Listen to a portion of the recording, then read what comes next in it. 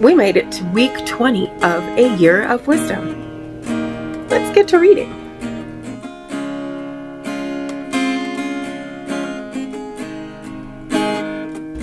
Day 135. Job 16, 17, and 18.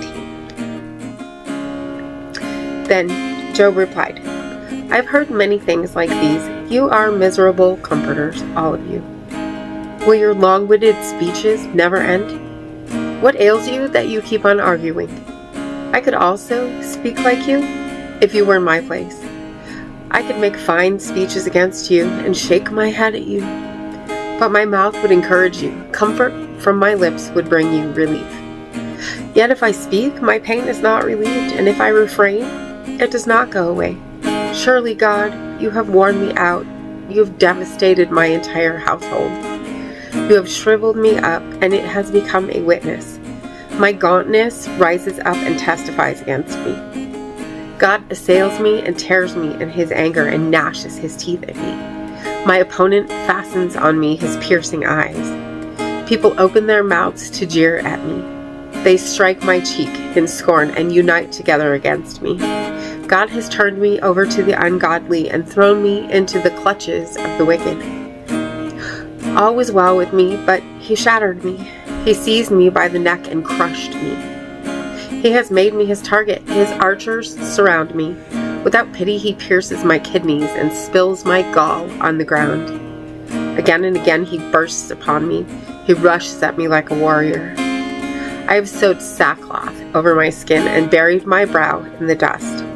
My face is red with weeping. Dark shadows ring my eyes. Yet my hands have been free of violence, and my prayer is pure. Earth, do not cover my blood. May my cry never be laid to rest. Even now my witness is in heaven. My advocate is on high. My intercessor is my friend, as my eyes pour out tears to God. On behalf of a man, he pleads with God, as one pleads for a friend. Only a few years will pass before I take the path of no return. My spirit is broken. My days are cut short. The grave awaits me. Surely mockers surround me. My eyes must dwell on their hostility. Give me, O God, the pledge you demand. Who else will put up security for me? You have closed their minds to understanding. Therefore, you will not let them triumph.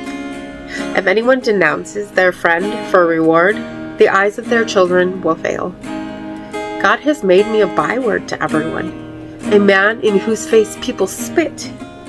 My eyes have grown dim with grief. My whole frame is but a shadow. The upright are appalled at this. The innocent are aroused against the ungodly. Nevertheless, the righteous will hold to their ways, and those with clean hands will grow stronger. But come on, all of you, try again. I will not find a wise man among you. My days have passed. My plans are shattered. Yet the desires of my heart turn night into day. In the face of the darkness, light is near. If the only home I hope for is in the grave, if I spread out my bed in the realm of darkness, if I say to corruption, you are my father, and to the worm, my mother or my sister, where then is my hope? Who can see any hope for me? Will it go down to the gates of death? Will we descend together into the dust? Then Bildad the Shuhite replied, when will you end these speeches? Be sensible, and then we can talk. Why are we regarded as cattle and considered stupid in your sight? You who tear yourself to pieces in your anger, is the earth to be abandoned for your sake? Or must the rocks be moved from their place? The lamp of a wicked man is snuffed out. The flame of his fire stops burning. The light in his tent becomes dark. The lamp beside him goes out. The vigor of his step is weakened. His own schemes throw him down. His feet thrust him into a net. He wanders into its mesh. A trap seizes him by the heel. A snare holds him fast. A noose is hidden for him on the ground. A trap lies in his path. Terrors startle him on every side and dog his every step. Calamity is hungry for him. Disaster is ready for him when he falls. It eats away parts of his skin. Death's firstborn devours his limbs. He is torn from the security of his tent and marched off to the king of terrors. Fire resides in his tent. Burning sulfur is scattered over his dwelling. His roots dry up below and his branches wither above. The memory of him perishes from the earth. He has no name in the land. He's driven from light into the realm of darkness and is banished from the world. He has no offspring or descendants among his people, no survivor where once he lived. People of the west are appalled at his fate. Those of the east are seized with horror. Surely such is the dwelling of an evil man. Such is the place of one who does not know God. Proverbs 15. A gentle answer turns away wrath, but a harsh word stirs up anger. The tongue of the wise adorns knowledge, but the mouth of the fool gushes folly. The eyes of the Lord are everywhere, keeping watch on the wicked and the good. The soothing tongue is a tree of life, but a perverse tongue crushes the spirit. A fool spurns a parent's discipline, but whoever heeds correction shows prudence.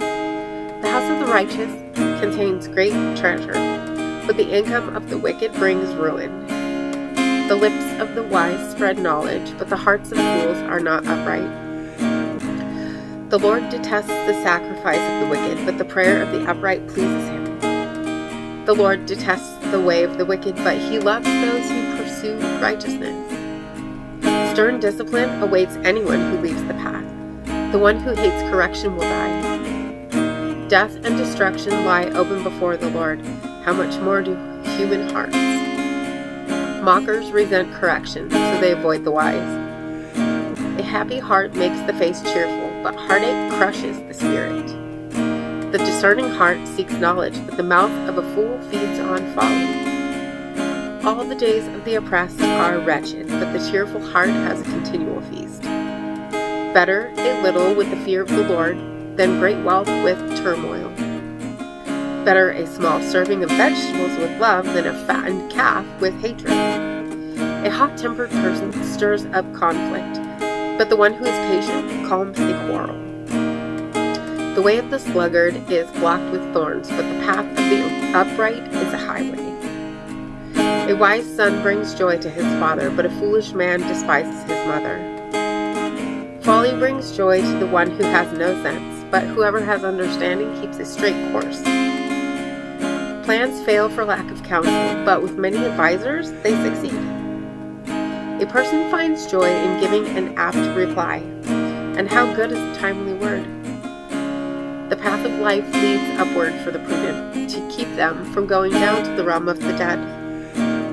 The Lord tears down the house of the proud, but he sets the widow's boundary stones in place.